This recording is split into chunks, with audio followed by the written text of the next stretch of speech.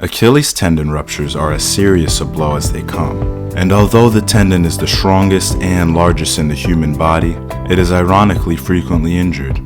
Its name is derived from the hero of the Trojan War, Achilles, the legendary warrior who was defeated by a sneaky arrow to his only weak spot, his heel. Throughout time, we have seen many of our great athletes and weekend warriors suffer the same fate. The injury is most often caused by a single high-load impact or an acceleration-deceleration mechanism involving a sudden or violent dorsiflexion of the ankle.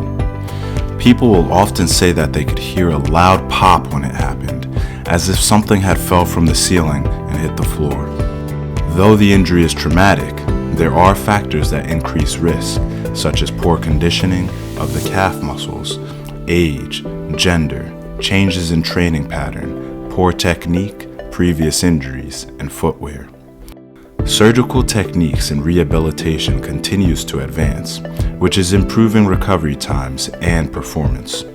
The speed bridge procedure, for example, was a surgery performed on NFL quarterback Aaron Rodgers, which has him hopeful to return to the field months ahead of schedule.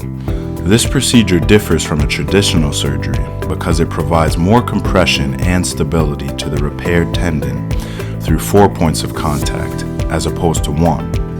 The biggest challenge that Rodgers and all others who have this injury will face is regaining full strength of the calf muscles.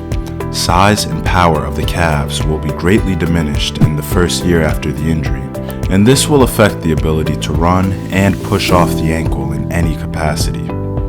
Returning to pre-injury levels is not guaranteed, but about 80% of athletes will return to their sport after rehab. This number should only increase as time goes on and medicine advances. So while this was the final blow for Achilles, this doesn't have to be the same ending for others. We hope you enjoyed this video, and thanks for watching. No motion.